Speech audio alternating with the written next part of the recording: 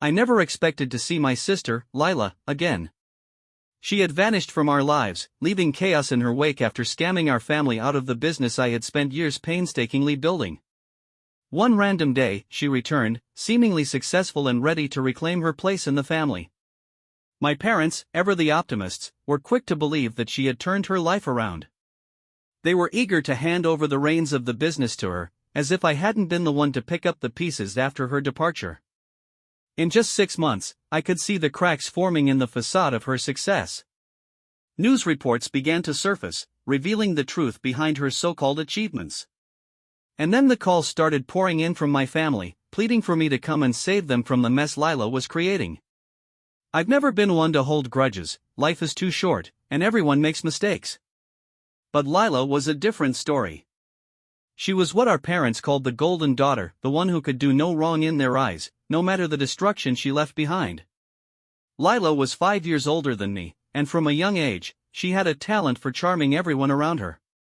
She could spin a tale so captivating that it left people hanging on her every word.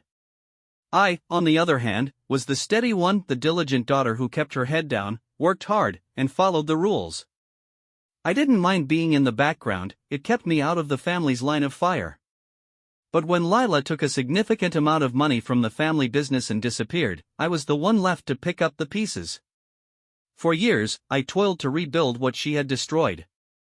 I took what was left, dusted it off, and poured my heart into making it work again. It was grueling work, long hours, high stress, and constant pressure, but I persevered. Just as things were finally stabilizing, Lila waltzed back into our lives as if nothing had happened.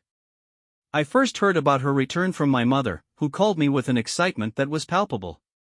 She told me Lila was back and looking better than ever, claiming she had some big business deals lined up that would bring in a fortune. Normally, I wouldn't have cared. Lila had a knack for making everything sound grand, only for it to crumble under scrutiny. But this time, there was something different in my mother's tone, a hint of hope that things could return to the way they once were. I brushed it off at first, but when Lila suggested a family dinner, I felt that familiar mix of irritation and skepticism rise within me. Still, I agreed, thinking a brief encounter couldn't hurt. When Lila walked into the restaurant that night, she was all smiles, dressed in a sharp suit that screamed success. She exuded a confidence that only someone who had managed to outrun their own mess could wear so effortlessly. She embraced my mother, shook my father's hand, and flashed me that same charming smile as if she hadn't left me to deal with the fallout of her actions. Over dinner, she regaled us with tales of her newfound success, her supposed investments, and her grand plans. My parents hung on her every word, their admiration for her palpable. It was like watching a rerun of a show I had seen 100 times, where everyone knows the ending but can't help but be drawn in. I tried to tune it out, focusing instead on the food and the decor, anything to distract myself from the script unfolding before me. But I couldn't miss the moment when she made her pitch, barely disguised, asking for a second chance in the family business. She claimed she had learned her lesson and was ready to make things right. My mother's eyes lit up at that, and my father nodded along, already convinced. They acted as if this was the resolution they had been waiting for, the triumphant return of the prodigal daughter. Then my father said the words I had half expected yet dreaded to hear: they wanted to bring Lila back into the fold, to reintegrate her into the family business. It felt surreal, as if we were discussing a corporate restructuring rather than the family legacy I had fought to keep alive. Just like that, Lila was back in, and they were ready to elevate her as if she had never left, as if I hadn't spent years clawing my way through the mess she had created. Part of me wanted to walk out right then and there, to let them face the consequences of their decision. But I was torn. Would it be wrong to abandon them to their fate? That night, after we returned home, I tried to shake off the frustration, but I knew I couldn't let it go. I had to talk to my parents before they made the biggest mistake of all. I called them up, requesting a meeting, and they agreed. Golden Girl, my mother had called her, and I could see the tension in the room as I brought up Lila's return. Mom stiffened, clearly uncomfortable with the conversation. She didn't want to face the reality of the situation, but it was necessary. I could feel my father's eyes on me, and I knew he was preparing to defend her.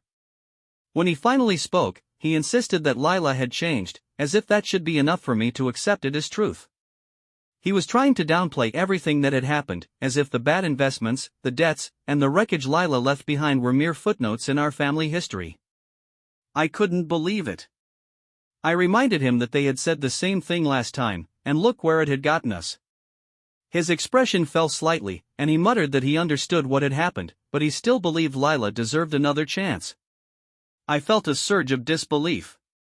Were they really going to hand over the business to her as if nothing had happened? How could they let her come back without questioning it? My anger was building, but I forced myself to stay calm. Why hadn't I stood up for myself at the dinner table? Why hadn't I called them out then? I knew that if I had fought back, Lila would have played the victim, and everyone would have believed her. But now, I wasn't holding back. I told them I wouldn't let them make the same mistake again, not without proof that Lila had changed, not without her showing that she was capable of anything other than running the business into the ground. I could see my mother's eyes welling up with tears. She hated conflict and despised facing the truth when it didn't align with her wishes. My father looked conflicted, caught between his loyalty to Lila and the reality of the situation. I pressed on, reminding them that I had spent years rebuilding what she had destroyed.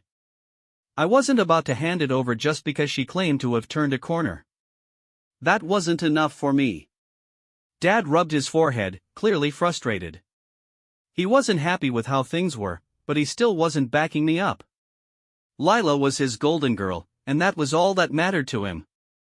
Mom chimed in, accusing me of being bitter and unwilling to share the business with Lila. I tried to explain that it wasn't about sharing, it was about protecting what I had worked so hard for. There was a long pause as Dad looked back and forth between us, and then he sighed, as if he were exhausted by the entire conversation. Finally, he declared that they were going to bring Lila back into the business. It was done. In that moment, I knew I had lost.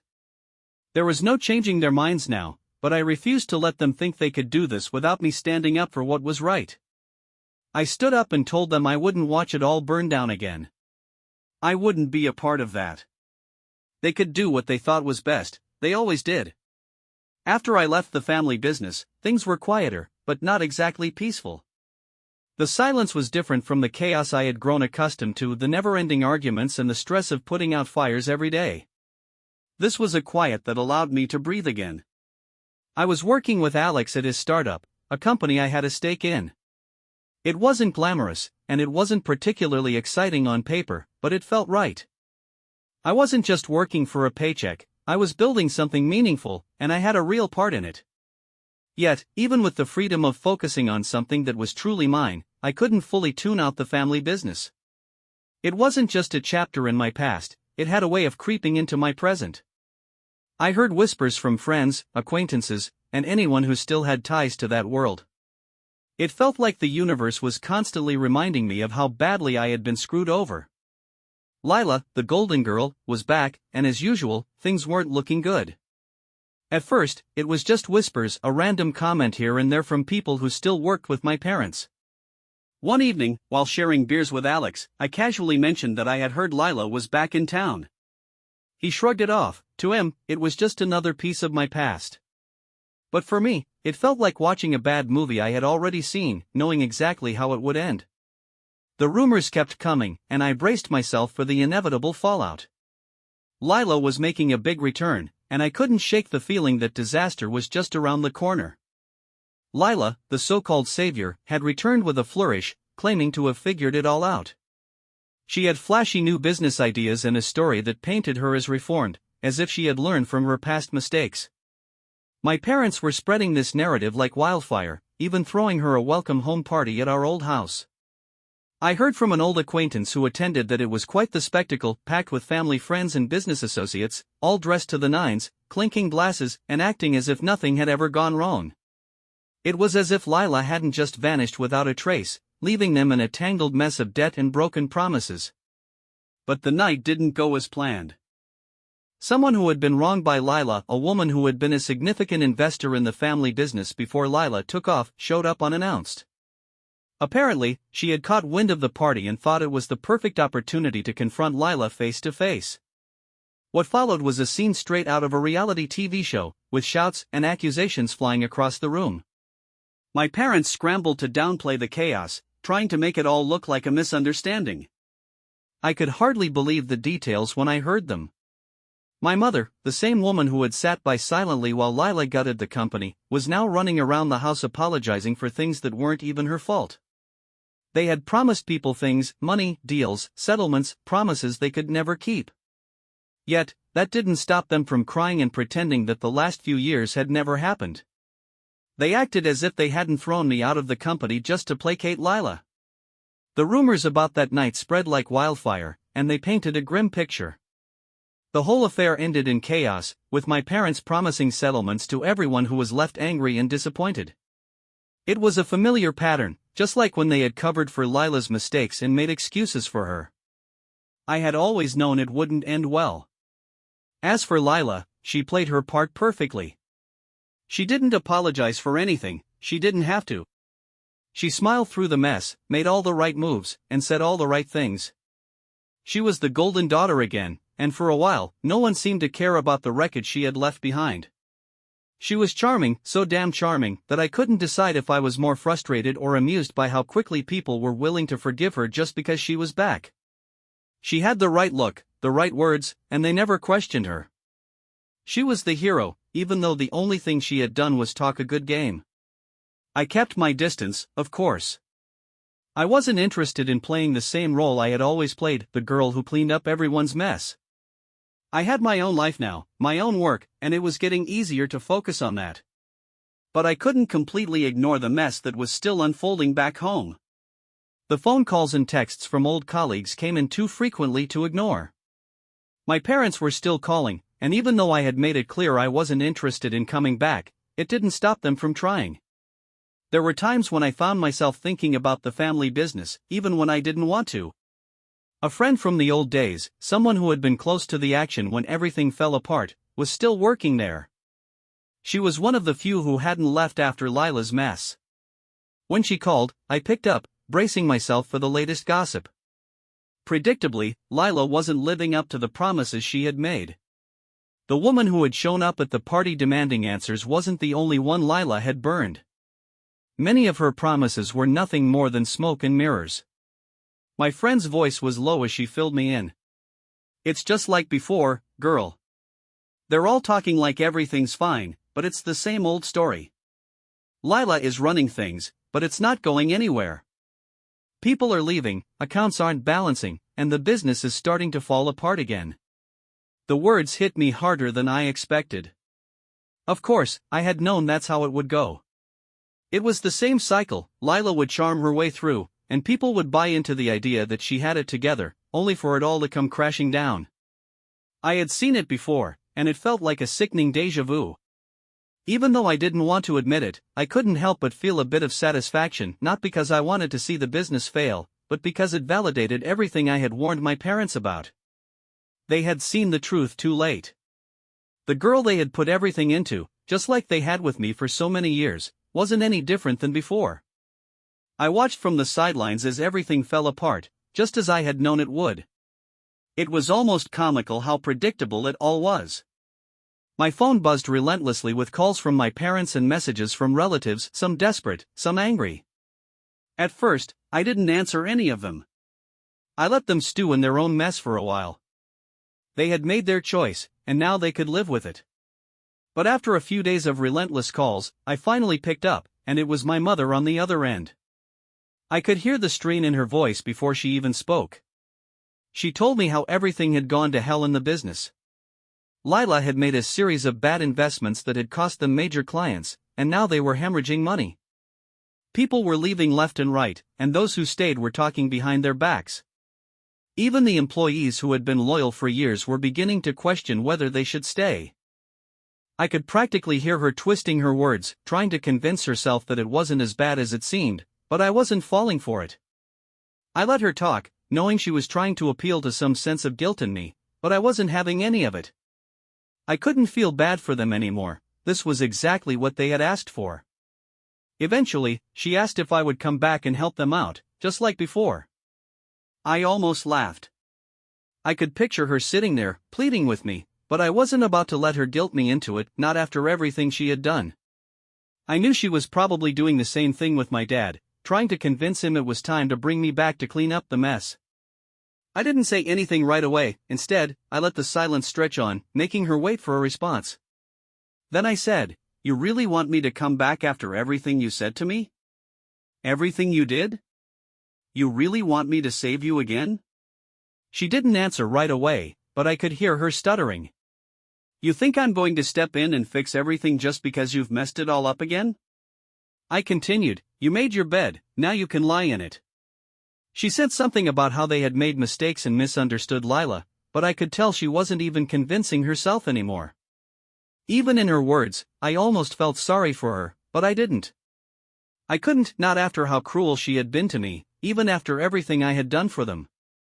How many times had she undermined me and belittled my efforts?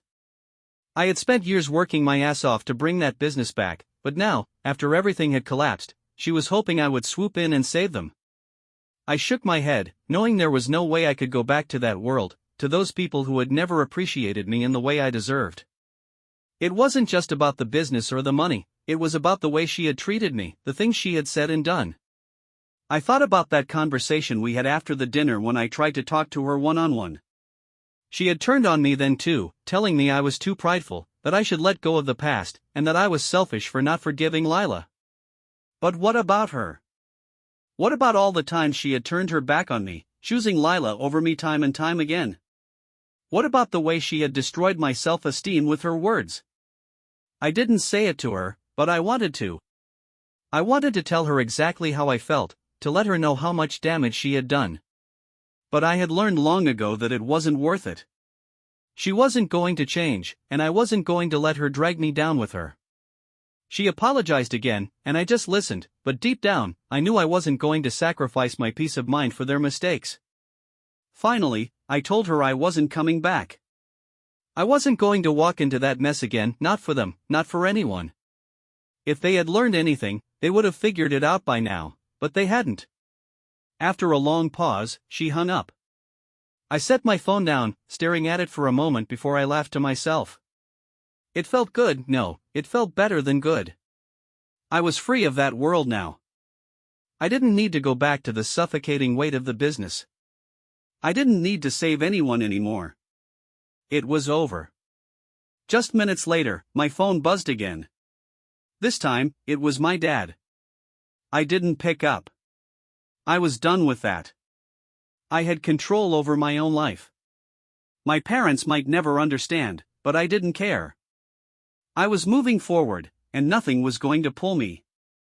The people who had treated me like a ghost for years, the same parents who had thrown me aside for their golden girl, were now trying to guilt me into returning. Lila, the one who had literally taken everything from them and run off, had the audacity to demand my help. For a moment, I could feel the anger bubbling up inside me. I cut her off mid-sentence. I couldn't let her keep twisting the truth, spinning it as if I were somehow the villain in this story. I told her that I owed them nothing. They had made their choice, and they had gotten exactly what they deserved. This was all their fault, and they had no one to blame but themselves. I wasn't going to keep cleaning up after their mess, the business, their decisions, the chaos. It was all on them now. The line went quiet for a moment, and when Lila spoke again, her voice had changed. It was lower now, almost dangerous. She told me I had no idea what I was saying and that I wasn't seeing the bigger picture. She accused me of being selfish and demanded that I come back to fix things, no questions asked. I could hear my parents in the background, their voices rising to back Lila up. They were telling me how much trouble they were in, how they had nothing left without me, how everything was falling apart. They went on about how they had mistreated me in the past but had come to realize they needed me now more than ever. Their words were full of regret, but I couldn't help but feel a twisted sense of satisfaction as I listened. I waited until they were done, then told them I had given them everything. I had worked my ass off for that company, and when they pushed me out for Lila, I didn't hesitate to walk away. I had spent years helping them, watching them screw up, and then picking up the pieces. But I wasn't going to do it anymore. I wasn't going to sacrifice my future or my peace of mind just because they wanted to pretend they were sorry now. The silence on the other end of the line was deafening. I could tell they were all waiting for me to soften, for me to come crawling back, but that wasn't going to happen, not anymore. I told them flat out that I wasn't coming back to save them. I didn't owe them anything. I wasn't their fixer. I could hear my mom trying to hold it together, her voice trembling as she asked, almost begged, if I was serious. They needed me, she said. The business was crumbling, and Lila wasn't the answer. They didn't know what else to do, but I wasn't moved. This wasn't my problem. I had worked my way out of their toxic world, and I wasn't going to get pulled back in. Lila spoke again, her voice full of frustration. She accused me of abandoning them when they needed me the most. She said everything I had helped build was going to disappear if I didn't step up. I told her it was too late. I told her to use her own money from her newfound success to revive the business. I had given them enough chances. I had let go of all of it a long time ago. I wasn't going to waste any more time on something they had thrown away so foolishly. If they wanted to rebuild their empire, they could do it without me. It didn't matter how many times they called or how many apologies they threw my way, the truth was, I didn't care anymore. The person they were trying to drag back into their world wasn't the same one they had pushed away. I was done. I heard Lila curse under her breath, her frustration bubbling over. She said I would regret this and that I would end up feeling bad for not helping, but her words didn't hit home. They didn't even scratch the surface. All I could think about was how predictable this had all been. They had created their own downfall, and now they expected me to rescue them. I didn't feel an ounce of guilt, I felt nothing but satisfaction. They were getting exactly what they deserved. I hung up before they could say anything else. I didn't need to hear it. They weren't my responsibility anymore, they never had been. I ended the conversation with a final thought, looks like Lila is the golden girl and your savior now. Hope she can pull you out of the next hole she digs. Let me know how that goes.